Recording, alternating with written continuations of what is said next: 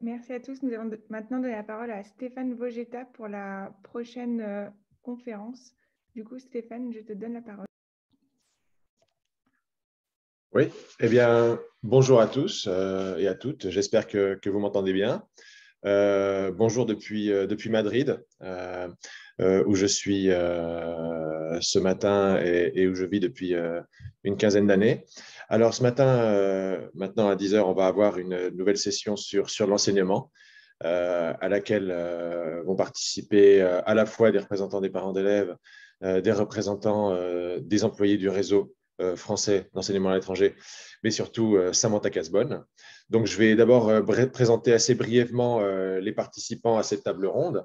Alors, honneur à notre députée, honneur à Samantha, qui, vous le savez sans doute, est députée de la 5e circonscription des Français de l'étranger, donc Espagne, Portugal, Andorre et Monaco. Député élu en 2017, puis reconfirmé en 2018 lors d'une élection législative partielle. Samantha est, avec la permission des autres députés des Français de l'étranger, je pense, une des, si ce n'est la plus grande spécialiste des sujets d'éducation à l'étranger et d'enseignement dans le réseau AEFE et en dehors. Notamment parce qu'elle a été employée de ce réseau, et notamment proviseur aussi bien au Maroc qu'en Espagne, aux îles Baléares. Elle a d'ailleurs son rôle de référente dans ce domaine a été validé et confirmé par le fait qu'elle a été chargée par le Premier ministre de missions d'études et d'analyse sur l'expansion du réseau, une mission qui lui a été confiée en 2018 et dont elle a remis les conclusions en 2019. Des conclusions qui ont permis d'ébaucher des pistes de réforme du système, en particulier en termes de formation, en termes de gouvernance. Je vous présente également Sophie Vuillaume. Sophie Vuillaume qui vit à Marrakech, au Maroc, depuis également de longues années, qui est enseignante, elle, en ce qui la concerne, dans le réseau AFE, hein, je pense au lycée français de Marrakech, et qui est également notre tête de liste pour la 4e circonscription, il me semble, du Maroc, lors des élections à venir des conseillers des Français de l'étranger. Et enfin, pour ma part, très brièvement, Stéphane Vogetta. Je suis entrepreneur, mais je dois aussi me définir comme parent d'élèves du réseau AFE. J'ai des enfants qui sont, depuis quelques années maintenant, de jeunes enfants qui sont rentrés dans un lycée de Madrid, un lycée français bien connu. Et c'est un peu la genèse de mon engagement politique, puisque au fur et à mesure que je suis rentré dans ce système, j'y ai identifié des dysfonctionnements. Je suis rapidement arrivé à être élu représentant des parents d'élèves de ce lycée. Et plus je rentrais dans le système, plus je voyais de dysfonctionnements et de choses qui ne marchaient pas comme elles devraient marcher, en particulier en termes de gouvernance et du rôle des parents dans la gestion de mon établissement et du réseau, mais ça va bien au-delà. Et c'est pour ça que, et je l'en remercie encore aujourd'hui, un jour, Samantha est venue, m'a proposé d'être son suppléant pour les élections à venir, en me disant, Stéphane, il se pourrait qu'un jour ce réseau soit amené à évoluer. Et dans ce cas-là, j'aimerais que toi et moi, on puisse former un binôme qui allie à la fois la vision interne du réseau et la vision externe, si je puis dire, des utilisateurs et des parents. Et j'ai trouvé que c'était une excellente idée. Et le fait est que la réalité a confirmé très rapidement l'importance d'avoir des personnes expertes telles que Samantha, moi ou Sophie, on va dire, impliquées dans l'évolution du réseau, puisque ce réseau, dès 2017, a été mis face à des évolutions, voire des révolutions nécessaires que ce gouvernement a dû prendre en charge, avec notamment l'appui de Samantha. Donc maintenant, Samantha, je vais te laisser la parole et un peu peut-être commencer par nous résumer ton action lors de ces 4 premières années de mandature. Et ensuite, on pourra parler éventuellement avec Sophie et te poser certaines questions. Merci Stéphane et bonjour à toutes et à tous. Alors, merci pour cette introduction. Je vais plutôt dire, alors on me met activer le son. Est-ce que vous m'entendez?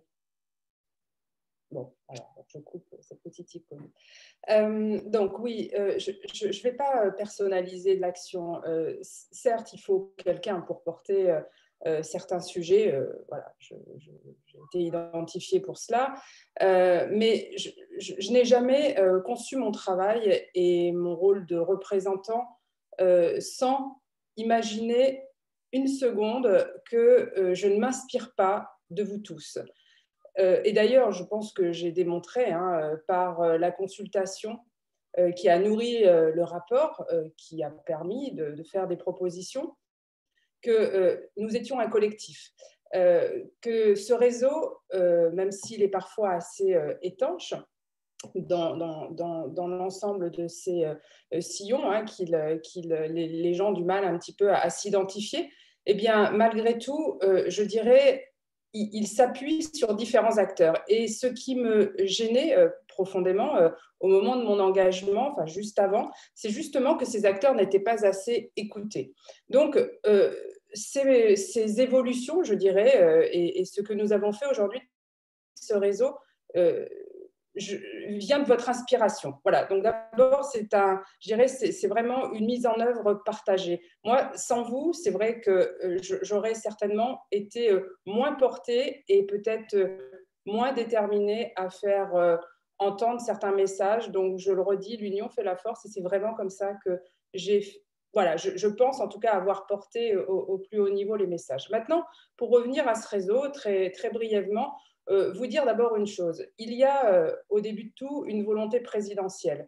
Une volonté présidentielle parce qu'il y a un message qu'il ne faut absolument pas oublier, qui est fondamental, qui est celui du rayonnement, de l'influence de la France et surtout de l'accessibilité à nos écoles, à nos compatriotes. Et c'est en voyant le constat et la réalité aussi du développement des autres écoles internationales que le président de la République s'est dit, mais alors augmentons ces écoles, faisons finalement ce qui a été fait aussi depuis les 15 dernières années, développons grâce à des partenaires privés, faisons une alliance publique-privée et développons davantage nos écoles.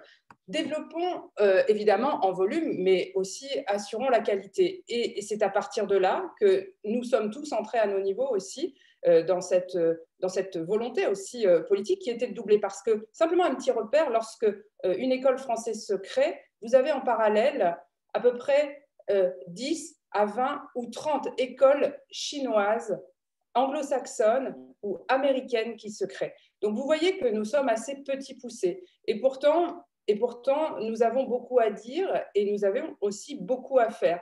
Donc, c'est vraiment dans cette volonté-là que le président s'est inscrit, c'est-à-dire continuer à compter dans le monde. Donc, cela, évidemment, est une volonté partagée et l'objectif du doublement, pour cela, a amené à engager un certain nombre de points de réforme.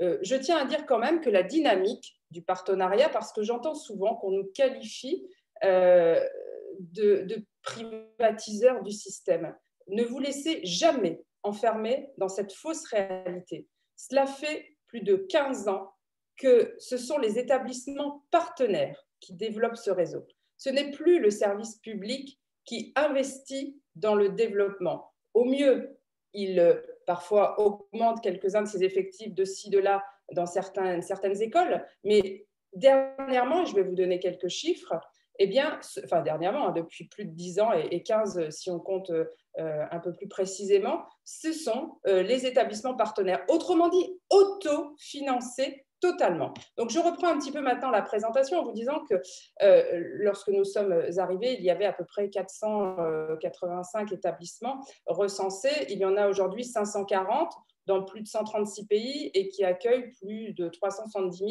élèves.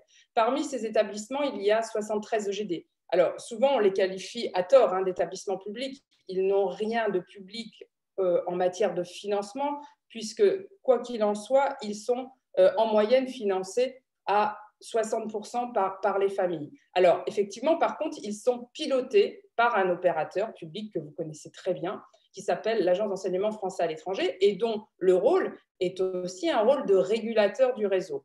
Et parmi, effectivement, les fonctions que mène l'Agence d'enseignement français à l'étranger, il y a celle aussi d'accompagner les établissements conventionnés en y mettant des personnels, et puis également, lorsqu'ils ont des conventions avec les établissements partenaires, eh bien, de leur assurer à eux des formations, des personnels et de les tenir informés de l'actualité du réseau. Donc, 3 types d'établissements. Établissements EGD qui sont pilotés par l'Agence d'enseignement français à l'étranger, des conventionnés qui sont pilotés d'une manière générale par des parents d'élèves à la tête de ce qu'on appelle des comités de gestion.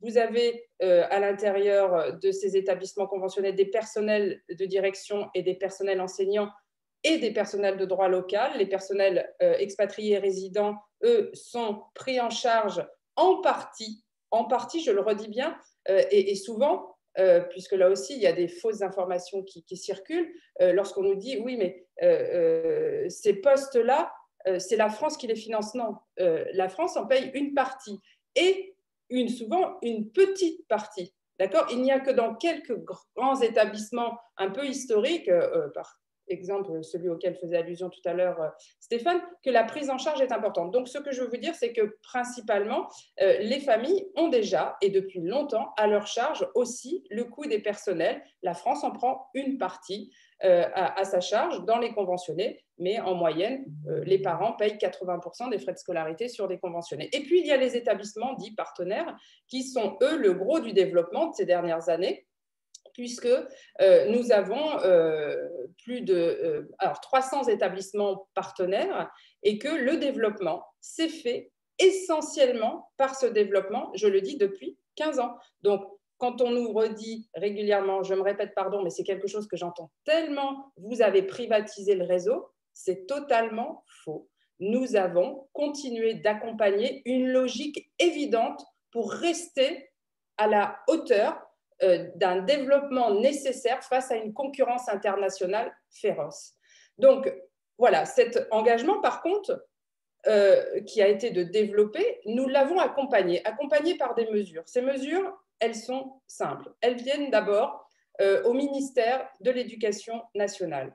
Donc, qu'a fait Jean-Michel Blanquer et son cabinet, et puis aussi parce que nous avons porté vos messages collectivement, ouvert, je dirais, plus de 1000 postes supplémentaires en détachement. Détachement, c'est ce qui permet à un fonctionnaire de partir dans un établissement en sa qualité de fonctionnaire détaché et donc d'avoir été formé en amont par la France et reconnu par un concours. Donc, en cela, il a ouvert la possibilité d'avoir 1000 détachés supplémentaires. Ensuite, qu'a-t-il fait ? Il a fait certifier les personnels avant leur départ. C'est-à-dire que désormais, lorsque vous préparez un master d'éducation, vous avez la possibilité de vous d'avoir une spécialité, de vous spécialiser sur des modules d'enseignement de français à l'étranger. Et puis, il y a aussi cette volonté que nous portons, et je l'espère que nous aurons un temps parlementaire pour cela, qui est de concrétiser enfin la mise en place d'unités de formation, d'instituts de formation, si vous voulez, locaux à l'étranger. Donc, l'Agence d'enseignement français à l'étranger est chargée de mettre en place une coordination de ce qui se fait déjà en matière de formation des personnels et de définir des entités et de les faire adosser en général à des EGD et de les faire fonctionner pour que, dans les années à venir, ces instituts régionaux locaux à l'étranger puissent former nos personnels de droit local parce qu'il faut être conscient que ce développement, mais c'est déjà le cas, je le répète, depuis des années, se fera pas avec des personnels issus exclusivement de l'éducation nationale, c'est-à-dire des détachés, mais des personnels issus d'une formation de l'éducation nationale, issus de l'éducation d'autres modèles de formation à l'étranger, mais que nous devrons aussi les accompagner parce qu'ils ne seront pas tous fonctionnaires. On peut avoir préparé des études en France pour devenir professeur et puis vouloir enseigner à l'étranger et donc pas passer le concours. Et donc, cela, il faudra continuer aussi à les former. Et ces instituts sont là pour cela. Donc, j'espère que d'ici la fin du mandat, nous pourrons le porter à l'Assemblée nationale et aider donc à la concrétisation de ces instituts de formation. Et puis, il y a aussi la mobilité des personnels. Vous savez que ce qui aujourd'hui crée le déficit de l'Agence d'enseignement français à l'étranger, c'est essentiellement le décalage entre, évidemment, la masse salariale, qui est le poste le plus important, et le fait qu'elle augmente sans même qu'il y ait un fonctionnaire de plus chaque année. Pourquoi? Parce qu'il y a ce qu'on appelle, bon, je ne vais pas rentrer dans la technicité, mais un GVT, c'est-à-dire, bon, je vais le résumer en une ancienneté des personnels qui augmente beaucoup plus vite qu'en France, puisqu'il y a des avantages qui sont différents à l'étranger qu'en France. Et donc, de ce fait, puisqu'il y a aussi la pension civile, c'est-à-dire la retraite des personnels, qui est adossée à cela, le fait que les bases de revenus soient plus importantes, il est clair que ça monte beaucoup plus vite aussi en matière de pension civile. Et comme il y a un déficit qui s'est installé depuis des années, eh bien, cela monte sans cesse avec le même nombre de personnels.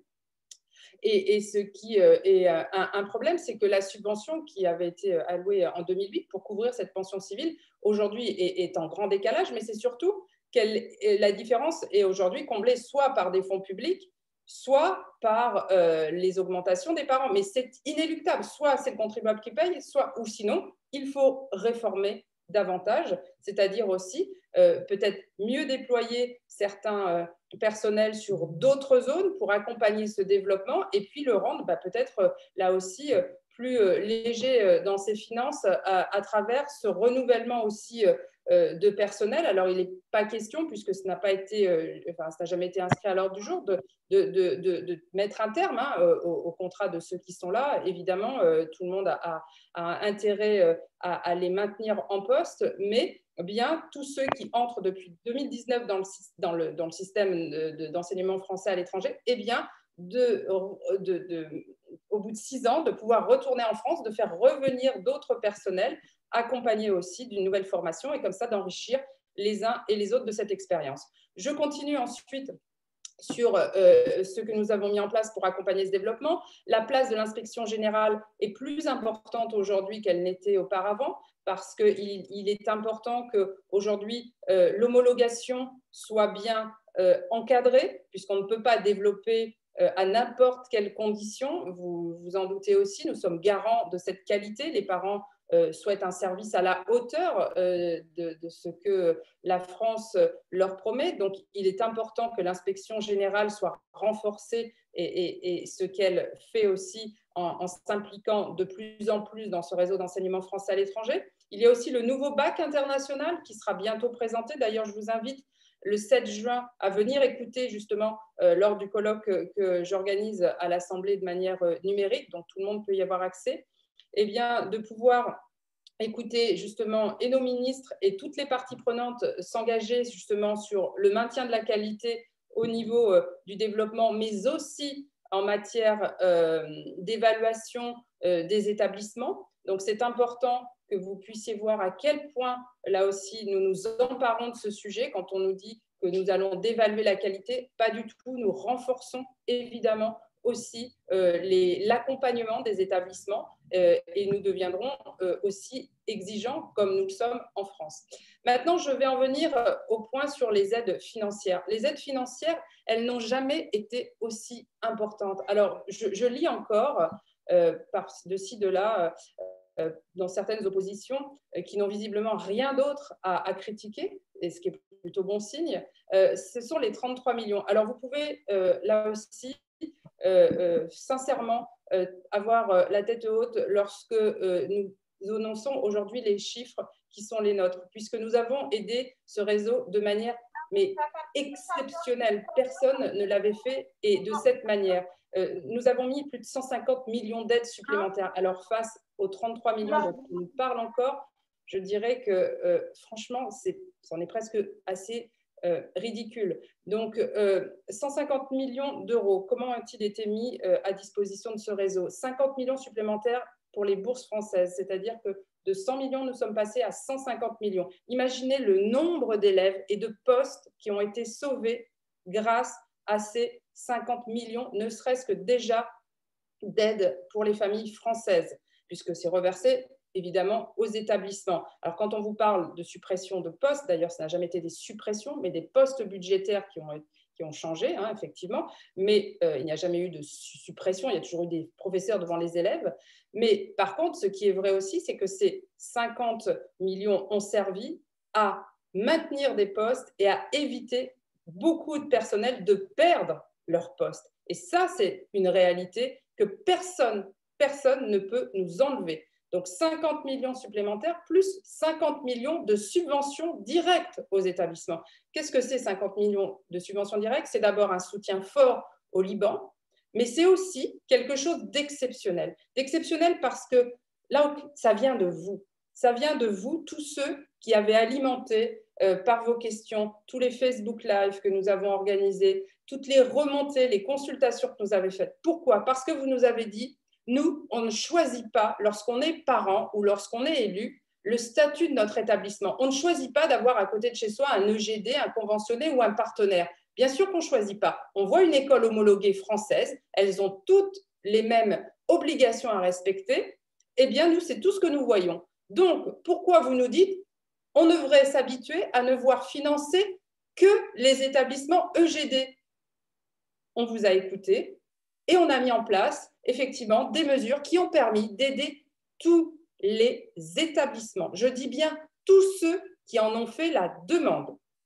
Donc ça, c'est quelque chose d'exceptionnel parce que je vous assure et je salue vraiment très sincèrement l'engagement de Jean-Baptiste Lemoyne et du ministre également Jean-Yves Le Drian, parce que sans leur soutien pour faire entendre au ministère des Finances qu'il fallait envoyer de l'argent pour soutenir nos familles étrangères, nos familles qui sont dans nos établissements de droit local, qu'il fallait envoyer de l'argent public, ben je vous assure qu'arriver à défendre cela pour les Français de l'étranger que nous sommes, c'est quelque chose d'exceptionnel. Ça n'avait jamais été fait. Donc, nos familles étrangères ont été soutenues parce que nous leur devions. Nous leur devions aussi parce qu'elles nous sont fidèles et parce qu'elles souhaitent que leurs enfants, et nous font confiance et elles souhaitent que leurs enfants restent. Donc, nous les avons aidés. Je vous donne quelques chiffres. Hein. Nous avons eu, alors je les reprends, nous avons eu plus de 13 millions d'aides qui ont été accordées pour nos familles étrangères, ce qui a pu bénéficier… non, pardon, là, ce chiffre-là, pardon. Oubliez les 13 millions, ce n'est pas le bon chiffre. Ce que je veux vous dire, c'est qu'il y a eu plus de 205, et je reviendrai sur les chiffres parce que ça, c'était le total, excusez-moi.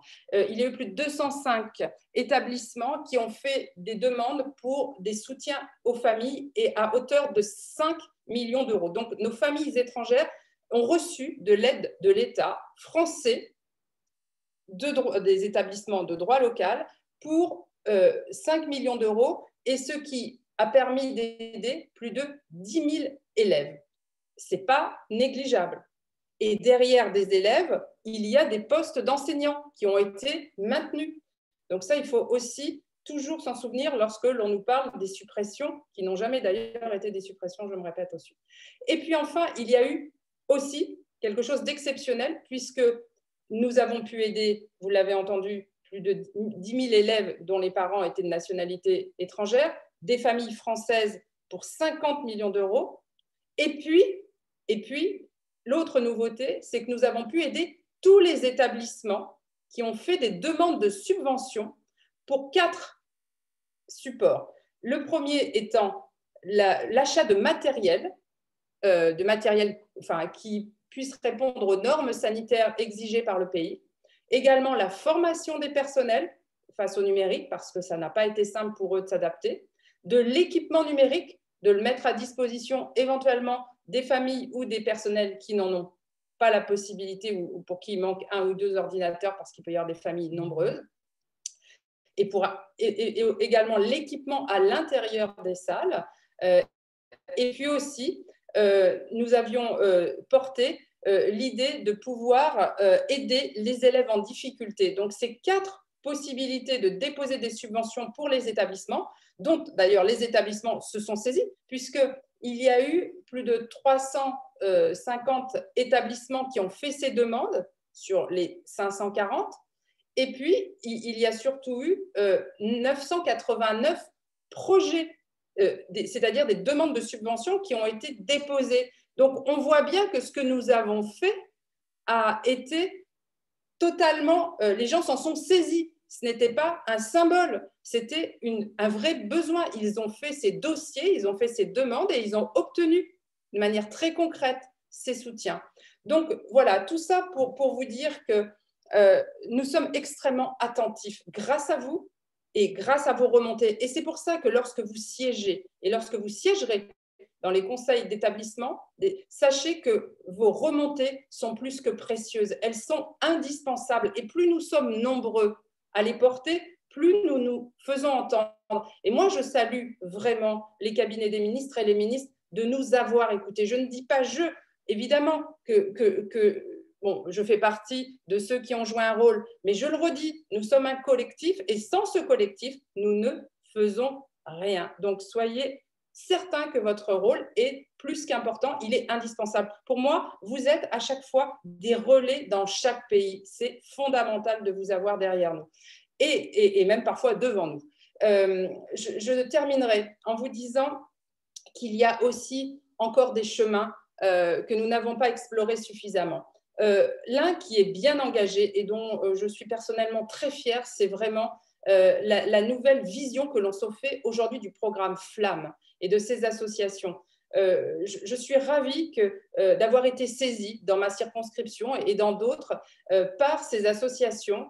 Et oui, nous avons organisé là aussi un grand colloque, nous avons porté les problématiques des flammes et nous avons réussi, grâce à elles et grâce à notre détermination, à faire entendre à l'Agence d'enseignement français à l'étranger qu'il fallait mieux doter ce programme. Et là encore, nous avons augmenté les crédits de 200 000. Nous avons demandé une ouverture jusqu'à 600 000 € pour les soutenir. Et des projets ont été validés dès lors où ils ont été demandés pendant cette période Covid. Et il y aura encore d'autres possibilités de demander des supports budgétaires. Et puis, ça, c'est pour le programme Femmes. Et puis également pour les labels France Éducation, là aussi, qui sont une autre forme d'offre pour nos familles qui ne peuvent pas avoir accès aux établissements homologués, eh bien, ces labels France Éducation sont aussi une offre bilingue qui permet à nos ressortissants français ou à des nationalités eh bien, étrangères qui souhaitent avoir un peu de France dans leur enseignement, eh bien, d'avoir accès, là encore, sous couvert de l'Agence d'enseignement français à l'étranger. Voilà, ça, c'est ce qui est pour l'éducation. Je terminerai en associant là aussi une fierté que nous pouvons partager. Nous pouvons partager parce que ce que nous avons fait aussi sur l'inclusion scolaire est quelque chose de remarquable. Stéphane, tout à l'heure, soulignait mon parcours. Moi, ça fait des années que je suis engagée dans l'enseignement et dans l'enseignement français à l'étranger, il y a maintenant plus de 10 ans. Et ce qui me faisait toujours très mal au cœur lorsque j'étais chef d'établissement, c'était de ne pas avoir de réponse pour ces familles qu'on accueille aujourd'hui en France dans nos établissements qui ont des enfants à besoins particuliers et qui ont des enfants en situation de handicap.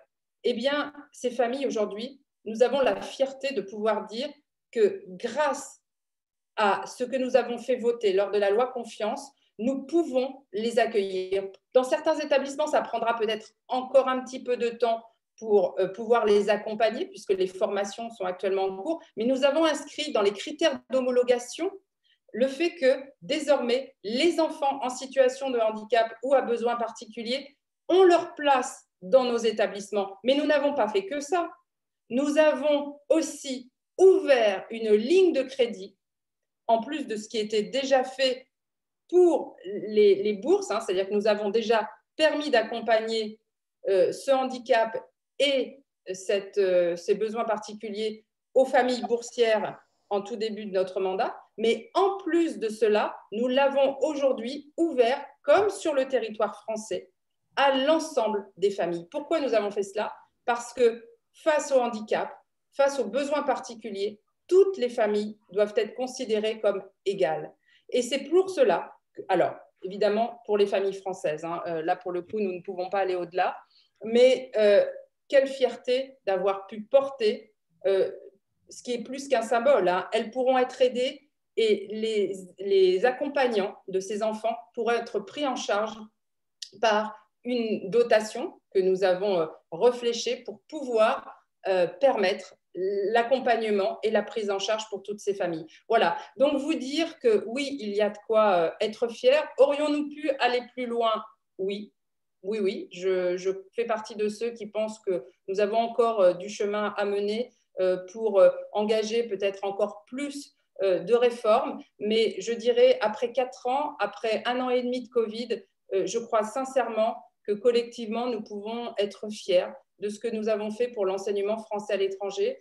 Et je crois que nous pouvons vraiment, face à tous ceux qui pourraient avoir des choses à nous reprocher, les regarder droit dans les yeux et leur dire « mais regardez ce que nous avons fait et regardez lorsque vous portez des programmes du passé, ce que vous avez fait et arrêtez les fausses promesses à travers des gratuités qui n'ont fait que créer le chaos dans les finances de l'Agence d'enseignement français à l'étranger. » Voilà, pour ce qui est de mon propos, j'étais un petit peu longue, mais je voulais vraiment cerner vraiment pour que vous soyez tout aussi fiers que nous le sommes, en tout cas, de ce que nous avons porté pour l'enseignement français à l'étranger.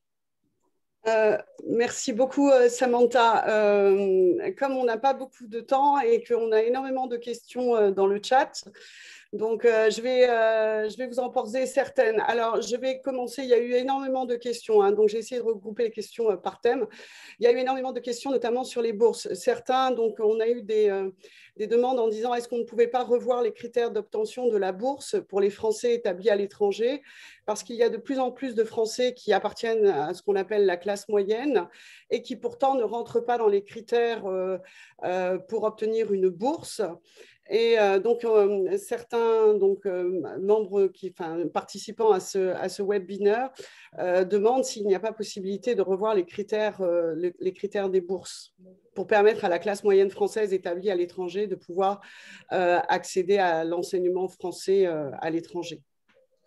Alors, les critères sont revus actuellement en Commission nationale des bourses. Il y a un groupe de travail qui est d'ailleurs composé d'élus de manière transpartisane. Il représente à la fois l'ADFE ou les partis de gauche, je dirais, et à la fois tous les clivages politiques. Donc, ce groupe aujourd'hui de travail, je vous en donne aussi un peu la direction, a conscience, donc qu'on ne nous enferme pas encore dans des étiquettes politiques, a conscience qu'aujourd'hui, lorsqu'on change un critère, il y a un effet d'éviction pour d'autres. C'est-à-dire que nous sommes dans une logique d'enveloppe. Aujourd'hui, il y a 100 millions sur la table, 150 avec les aides Covid. Mais lorsque l'on change seulement un paramètre, on sait très bien que dans cette logique d'enveloppe, on exclut tous ceux qui étaient au bord d'en sortir, parce que forcément qu'on peut aussi aider du fait qu'on puisse changer un critère, par exemple le critère immobilier, ce qui est souvent un des critères qui est exclu, c'est-à-dire quand on a une résidence principale à plus de 400 000 €, ce qui n'est pas grand-chose dans certaines grandes capitales, eh bien, on n'est pas éligible aux bourses. Donc, on essaye de faire en sorte de regarder précisément les conditions, même quand on a un tel patrimoine.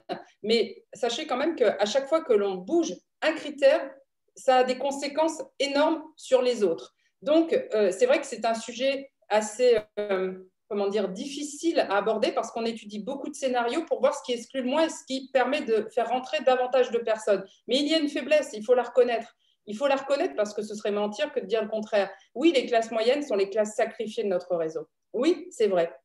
C'est vrai et que malheureusement, aujourd'hui, il y a une forme de vide, c'est-à-dire que soit on a la possibilité d'être aidé, et par des bourses assez importantes, ou alors on a les moyens. Mais ces classes moyennes, aujourd'hui, sont un petit peu à la marge. Et sincèrement, est-ce que les bourses sont là pour, là aussi, permettre l'accessibilité? Oui, il le faut. Moi, je le soutiens, mais c'est très, très compliqué, je vous assure, vraiment, hein, et c'est vraiment sincère ce que je vous dis, de trouver les bonnes proportions pour faire rentrer ces familles moyennes sans, du coup, soit avoir vraiment un effet qui fasse gonfler vraiment beaucoup les budgets de ces bourses. Et donc, c'est un équilibre subtil et en ce moment, nous sommes en train d'y travailler, je le redis, de manière transpartisane pour faire rentrer davantage ces classes moyennes. On verra dans quelques semaines si l'objectif a été atteint, mais pour l'instant, les groupes de travail sont en place. Merci Samantha. Il y avait d'autres questions également concernant, alors il y a des questions concernant la qualité de l'enseignement à l'étranger. Certains considèrent qu'il est en train de perdre de son niveau et que notamment par le fait de permettre à des personnes, à des élèves qui ne maîtrisent pas forcément le français, amène à une baisse de la qualité. Certains demandent sur le chat s'il n'y a pas une possibilité de faire des mises à niveau pour permettre à ces élèves de pouvoir suivre des cours en français. Donc voilà, ça c'est une question. Et l'autre, parce que c'est à peu près dans le même ordre, certains participants demandent, donc reconnaît que l'AEFE, l'enseignement français à l'étranger, est un réseau d'excellence, mais quid des élèves qui sont en difficulté et pourquoi ne pas développer des filières technologiques, voire des BTS, puisque tous ces enfants n'ont pas forcément la possibilité d'aller en France pour pouvoir suivre ces formations. D'accord. Alors, pour faire vite, l'enseignement FLE, c'est-à-dire tout ce qui va renforcer aussi l'enseignement de la langue française, c'est une politique d'établissement. Les établissements étrangers ont une autonomie assez forte. C'est à eux de s'emparer de ces sujets. Moi, dans les établissements que j'ai pu diriger, voilà, s'il y a une demande, et elle est souvent importante, j'en conviens, de cette mise à niveau en français, évidemment qu'on peut l'organiser. Il n'y a rien aujourd'hui qui empêche de le faire. Il suffit simplement d'y flécher des moyens et d'en faire une priorité. Moi, je ne vois vraiment pas où est le problème. Ça, c'est une volonté politique interne de l'établissement de mettre en place des cours. Moi, je vous le dis par expérience, ce n'est pas pour pouvoir dire que c'est simplement, c'est quelque chose que, oui, nous faisions en Espagne. Nous accueillions même des élèves jusqu'en 4e qui ne parlaient pas français. Nous les mettions à niveau. Voilà, donc je considère que c'est un sujet local, interne à l'établissement, de mettre des moyens sur l'enseignement du français pour les élèves qui arrivent de manière, comme on dit, latérale dans la scolarité. Ensuite, pour la deuxième question, du coup, juste en 10 secondes, vous pouvez me la redire?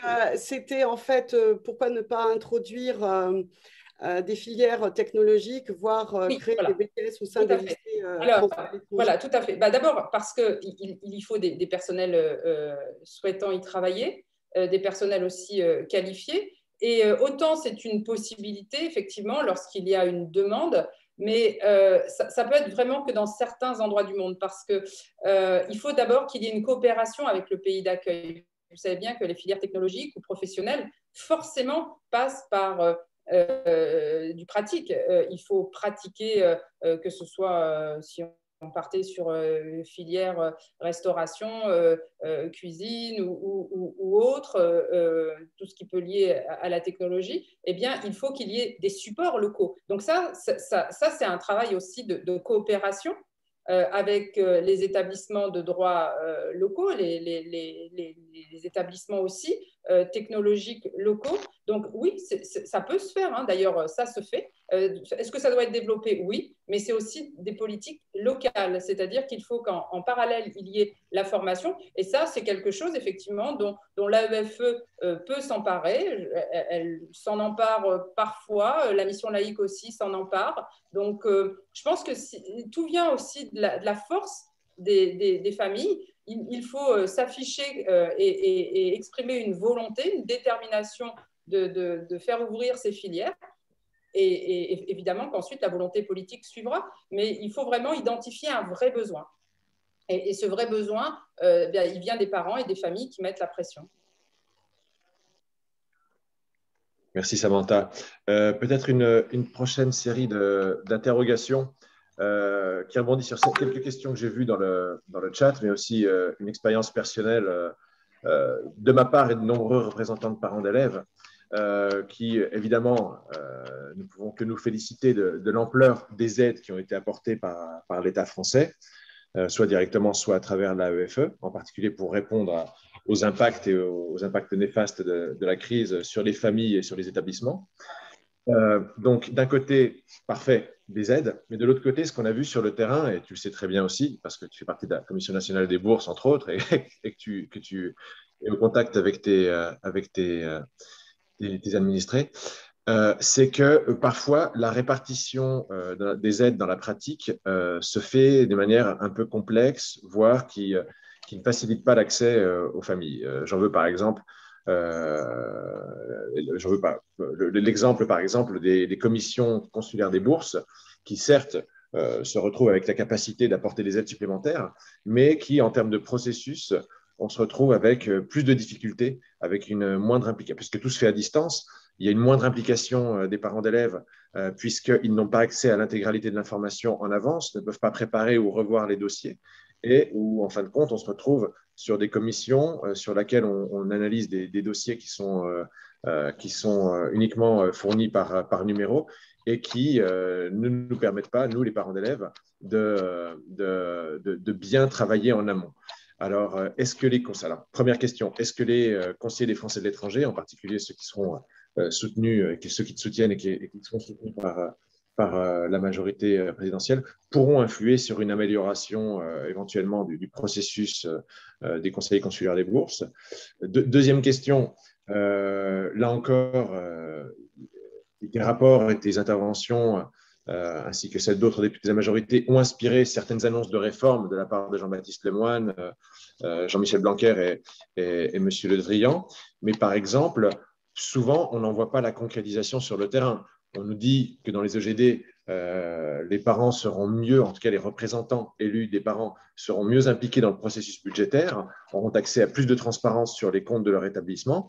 Et la réalité, c'est qu'on en reste à la situation antérieure où les représentants des parents sont mis devant des faits accomplis lors des conseils d'établissement. Donc là encore, clairement, personnellement, en tant que potentiellement futur élu conseiller des Français de l'étranger, je tenterai de peser là-dessus. Mais penses-tu, Samantha, que effectivement, à travers ton action ou le soutien que tu pourras apporter à tous les conseillers des Français de l'étranger, on pourrait arriver à accélérer et à améliorer ces processus?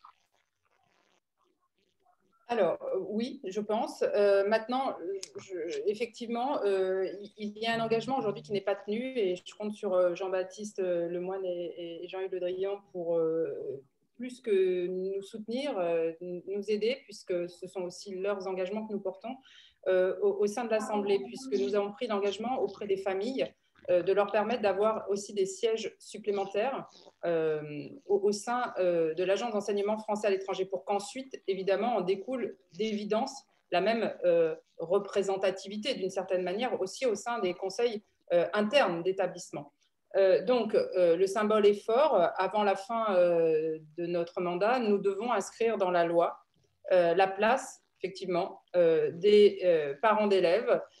Il fallait un véhicule législatif. Il n'est pas arrivé par un PJL, autrement dit un projet de loi porté par le gouvernement. Donc, il doit venir par soit une proposition de loi, soit par des arquebusiers un peu réglementaires, administratives. Et ça, ce serait vraiment, je dirais, pas forcément la meilleure manière. Donc oui, nous devons absolument porter collectivement, nous, Français de l'étranger, et j'en appelle également à mes collègues, une proposition de loi pour tenir notre promesse, pour tenir nos engagements vis-à-vis des parents d'élèves. Ça, c'est indéniable. Il faut que le symbole soit là. Sinon, eh bien, nous ne pourrons que le regretter. Et puis, maintenant, dire que la place des parents est encore suffisamment audible dans les conseils d'établissement en interne. Là encore, je suis désolée de le dire ainsi, mais moi, je vois de tout sur ma circonscription. Je vois, par exemple, à Barcelone, un chef d'établissement qui a tout à fait compris comment, effectivement, il fallait impliquer les familles. Moi, je n'ai plus une remontée d'insatisfaction sur ce sujet-là dans cet établissement. Alors, ça ne veut pas dire qu'avant, il y a eu toute la période Covid, ce n'était pas simple, etc. Mais ce que je veux dire par là, c'est qu'aujourd'hui, en intégrant, en expliquant, les parents sont tout à fait raisonnables quand ils comprennent les choses, mais il faut prendre le temps. Parfois, il en faut plus dans certains établissements que dans d'autres, parce que voilà, enfin, après, il y a aussi la bonne volonté, mais de part et d'autre. Mais là encore, Stéphane, je le redis, la volonté de faire rentrer les parents. Alors, attention, que mes propos soient très clairs. Pour moi, il n'a jamais été question de faire rentrer les parents dans l'aspect pédagogique d'un établissement. Ça, c'est réservé aux professionnels et les parents n'en sont pas. Par contre, considérer qu'ils ont leur place pour être aussi d'accompagner l'évolution financière d'un établissement, souvent ils sont bien mieux placés dans leurs compétences professionnelles que même des chefs d'établissement qui n'ont pas toujours les formations ad hoc. Pour cela, ils s'appuient sur des gestionnaires, ce qui est bien normal. Mais c'est bien aussi d'avoir une complémentarité par les familles et surtout leur expliquer pourquoi nous prenons tel chemin, pourquoi nous investissons dans tel… alors souvent, cela est fait. Est-ce que c'est fait suffisamment? Visiblement non, puisqu'il y a des contestations. Donc oui, j'espère que cela irradiera jusqu'au plus bas des établissements. Quand je dis, excusez-moi, il n'y a pas de hiérarchie, mais simplement, effectivement, en pensant le national en haut, c'est peut-être une erreur. Mais enfin, en tout cas, il faudrait que ça irrigue jusqu'aux établissements et donc que nous puissions à la fois permettre à ces familles d'être mieux informées. Ça se fait déjà, Stéphane. Entends-le comme ça se fait bien dans certains établissements.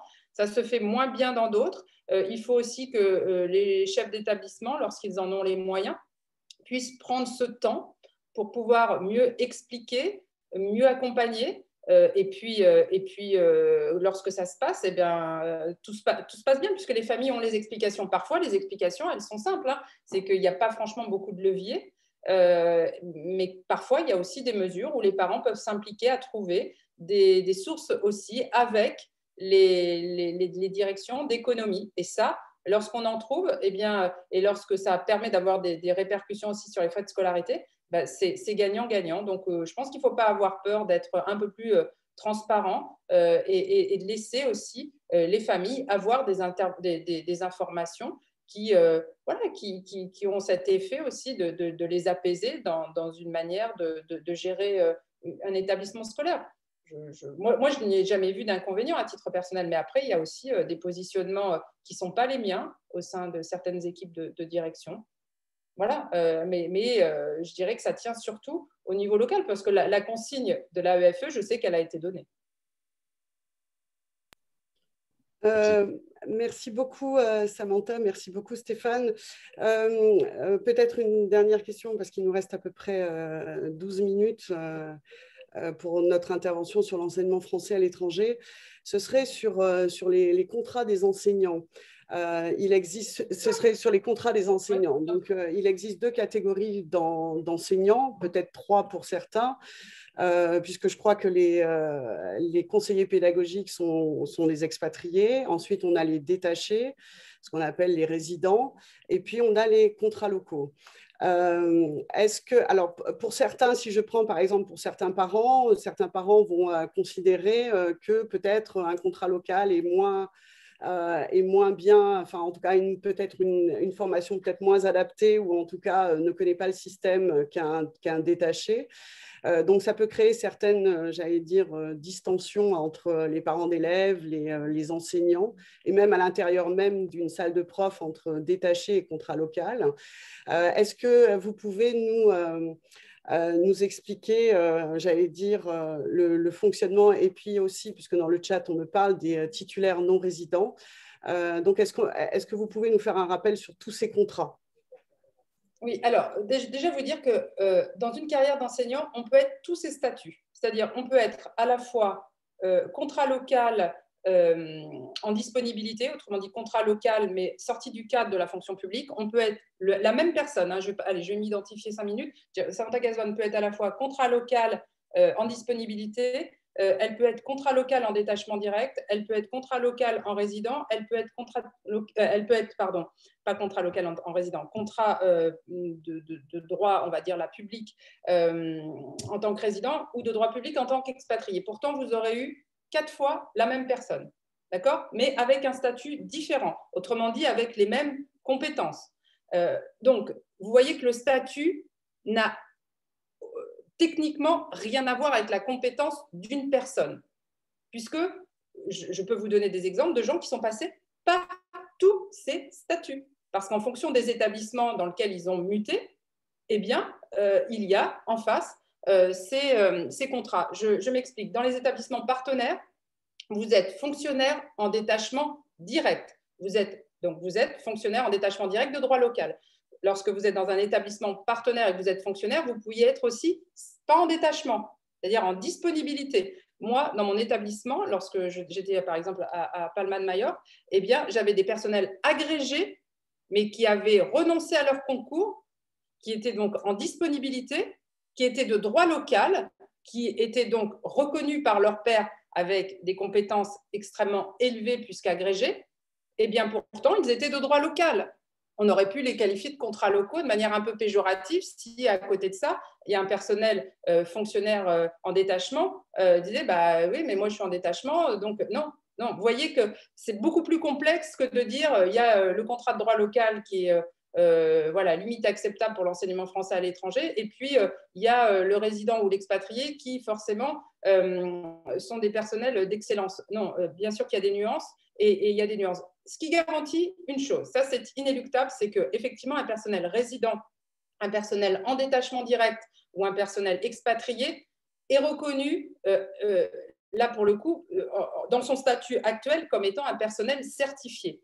D'accord, certifié par l'Éducation nationale, ce qui peut être le cas aussi, comme je le disais, lorsqu'on est en disponibilité. Bon, mais ce n'est pas ça qui préoccupe les familles au fond. Ce n'est pas tant le statut des personnels, c'est plutôt effectivement leur formation académique. D'où viennent-ils?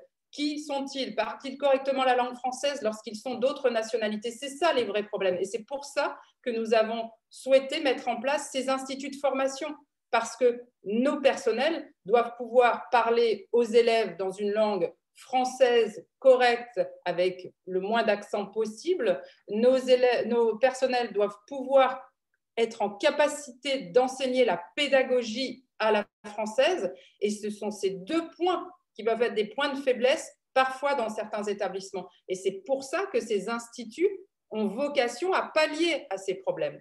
Alors effectivement, pour l'instant, ils existent, ces instituts, de manière désordonnée. Ils sont encadrés par tel opérateur, tel autre, avec des masters de formation enfin, avec des conventions avec des universités. Donc l'idée, c'est de les regrouper, d'en faire des entités uniques, des repères pour les familles, en disant oui, mon personnel qui se retrouve, enfin mon professeur, pardon, qui se retrouve aujourd'hui devant mon enfant est passé par cet institut et donc reconnu par cet institut, comme il est reconnu par l'institution en France. Je peux donc être certain que cet institut garantit sa qualité à ce personnel. Donc voilà le maillon que nous sommes en train de constituer, et le maillon aujourd'hui qui existe, mais qui n'est pas encore comment dire, suffisamment structuré pour qu'il soit appelé comme tel. Et à partir de là, je pense que nous arriverons effectivement à retrouver la confiance, que j'espère en tout cas totale, des familles vis-à-vis de ces personnels. Merci beaucoup, Samantha. Une dernière question, puisqu'on a encore du temps. Ça concerne l'enseignement à distance, parce que ça a fait couler beaucoup d'encre depuis la crise de la Covid-19, depuis l'année dernière, mars 2020, en tout cas, peut-être avant dans certains pays, quand on a été confiné. Donc, il y en a qui sont très satisfaits de l'enseignement à distance qui sont faits dans leurs écoles, d'autres pas. Donc, comment on peut faire? Est-ce qu'il y a eu des remontées de cet enseignement à distance à travers les établissements français à l'étranger? Est-ce qu'il y a possibilité d'harmoniser les pratiques? Puisque si ça fonctionne dans certains lycées, ce serait bien de partager, comme on dit en anglais, de best practice, pour que, j'allais dire, tous les usagers de l'enseignement français à l'étranger soient contents, à savoir les parents d'élèves, les élèves, mais aussi les collègues. Alors, j'ose croire qu'il y a quand même une grosse amélioration par rapport à ce mois de mars, avril, mai, juin de l'année dernière, parce que c'est vrai que ça a été tendu, ça a été très tendu, ça a été à la limite parfois même du conflit ouvert. Mais aujourd'hui, je pense que les parents ont aussi fait un constat, il faut rester objectif par rapport à ce fonctionnement. Moi, je trouve sincèrement que nos personnels se sont quand même, et on parlera des exceptions juste après, mais bien débrouillés. Je vous assure que c'est vraiment pas simple de gérer à distance. Vous l'avez tous vu pendant 3 mois. Si vous avez des enfants, c'est quelque chose d'horrible en fait à gérer, et à la fois à la maison sa carrière professionnelle, et à la fois gérer au quotidien ses enfants. Je pense que nos professeurs ont eu les mêmes difficultés d'adaptation que tout à chacun. Aujourd'hui, il y a eu une vraie prise de conscience, à la fois de la part des équipes de direction, à la fois de l'Agence d'enseignement français à l'étranger, des autres opérateurs, qu'il y avait un vrai sujet de mécontentement. Ils ont mis beaucoup de moyens. Souvent, les familles ont pris conscience en comparant avec leurs cousins, leurs voisins, etc., que notre système était certainement pas le plus à critiquer, que nos professeurs avaient fait beaucoup d'efforts. Souvent, ce qui nous avait été reproché, c'est que pendant ces périodes, il n'y ait pas eu des réductions. Donc ça, effectivement, ça tient à ce que coûte évidemment un personnel qui travaille. Hein. C'est-à-dire qu'on ne peut pas à la fois faire des réductions tout en payant de la même manière les personnels. Et pour les quelques, aujourd'hui, j'espère que je peux dire quelques personnels qui ont été défaillants, qu'ils sont peut-être encore. Oui, moi j'en ai eu aussi sur ma circonscription, puisque j'ai eu des plaintes et sincèrement, où ces cas-là étaient indéfendables. Heureusement que c'était à la marge. Heureusement que les chefs d'établissement ont su réagir. Il y aura toujours des différences. Il y aura toujours des comparaisons. Il y aura toujours des personnels que vous trouverez toujours moins investis, moins à la hauteur. Là, ça a été plus flagrant parce que vous aviez vos deux enfants pour un peu qui se retrouvaient dans deux classes différentes sur un même niveau. Là, vous pouviez comparer et là, c'était peut-être parfois assez désolant cet écart. Mais quoi qu'il en soit, je pense que ça a permis, et l'agence a envoyé une étude, enfin une consultation à l'ensemble des familles pour justement avoir leur retour. Et je crois qu'ils en ont tiré des enseignements assez forts, à la fois que d'une manière globale, ça s'était plutôt bien passé, qu'il y avait effectivement quelques-uns, mais vous savez, en France, on a aussi tendance à avoir toujours les trains arrivant en retard. Je comprends, hein, parce que quand c'est l'éducation de vos enfants, ça c'est clair qu'on a envie de voir que le train qui arrive en retard, autrement dit que l'enseignant qui dysfonctionne, parce que c'est une éducation qui coûte cher et parce que voilà, on ne veut pas sacrifier nos enfants. Mais je crois que ces cas-là ont été plutôt pas trop mal cernés. S'ils existent encore, le directeur de l'agence le dit lui-même, il faut les signaler. Il faut à un moment donné montrer nos inquiétudes. Je pense que les personnels, eux aussi, aiment que les choses soient dites parce que sinon, il y a un amalgame qui est fait sur tous et ce n'est pas bon non plus pour les autres. Donc, je crois qu'il faut dire en sincérité les choses, pas avoir peur de passer, alors si vous ne voulez pas passer directement, passer par vos représentants de parents d'élèves et les situations se gèrent. Enfin, moi, de ce que j'ai vu sur ma circonscription, tout s'est globalement bien géré et Dieu sait si au mois de mars, je sentais très mal les choses parce qu'il y avait vraiment des parents mais très, très en colère. Et puis finalement, les choses ont fini par rentrer dans l'ordre parce qu'il y a eu de l'écoute des deux côtés. Mais il peut peut-être y encore avoir des exceptions. Hein. Là-dessus, je ne le nie pas. Je dis juste qu'il faut les faire connaître, c'est tout. Enfin, peut-être, voilà, et faire passer les messages aux établissements. Merci beaucoup, Samantha. Merci, Sophie. Malheureusement, on arrive déjà à la fin de l'horaire qui nous a été imparti. Je voulais juste faire une petite conclusion. À l'évidence, on n'a pas pu aborder tous les sujets, on n'a pas pu répondre à toutes les questions qui ont été postées sur le chat ou envoyées au préalable par mail. Samantha, même si elle a pu mentionner les flammes, notamment dans la partie sur les aides apportées par l'État durant la crise, c'est vrai qu'on n'a pas eu le temps d'aborder en détail un sujet qui concerne la grande majorité des enfants français scolarisés à l'étranger, à savoir des enfants qui ne sont pas scolarisés dans le système AEFE, qui ne sont pas scolarisés dans le système français. Et là, je pense en particulier, et je veux leur rendre hommage aux associations Flammes, dont j'ai moi-même été un utilisateur en tant que parent, mais aussi au système Bachibak et au CNED, qui sont des solutions qui, chacun il pourra y trouver des imperfections, mais qui sont des solutions importantes, des alternatives importantes pour toutes les familles qui veulent maintenir le lien éducatif avec la France, que leur enfant soit scolarisé ou pas dans une école française. Et je souhaiterais dire que si on n'a pas pu en parler beaucoup lors de ces 55 minutes de webinaire, je vous invite tous à rejoindre le colloque de Samantha Casbonne sur l'enseignement français à l'étranger le 7 juin prochain, un webinaire à distance. Et là, on aura vraiment l'occasion d'en parler en détail et de revenir sur ce qui a été fait et ce qui peut encore être fait. Moi, en tout cas... Pardon Stéphane, on ne l'abordera pas en détail, ce ne sera pas la bonne tribune pour cela. Par contre, il y aura des réponses qui vont être apportées de manière descendante. Il y aura des échanges par le chat, mais en détail, je vais un peu édulcorer ton propos parce que ce ne sera peut-être pas le meilleur moment. Par contre, si tu me permets, juste de vous dire une chose, c'est que nous sommes en préparation avec mon équipe sur un nouvel outil numérique que nous allons mettre tous à votre disposition. Mais pour l'instant, j'en ferai une présentation durant ce colloque. Je veux absolument avant le présenter au cabinet des ministres et je veux le présenter aussi aux opérateurs par politesse. Donc, je ne vais pas en parler beaucoup, mais croyez bien que cette tribune d'expression que vous attendez tous, cette manière aussi que vous recherchez de pouvoir et remonter vos questions et à la fois y trouver des réponses, vous allez bientôt l'avoir. Et en tout cas, nous allons tout faire pour que toutes ces questions que je reçois régulièrement, toutes ces interrogations que vous avez, eh bien, vous puissiez très vite trouver des réponses par le biais d'un nouvel outil numérique.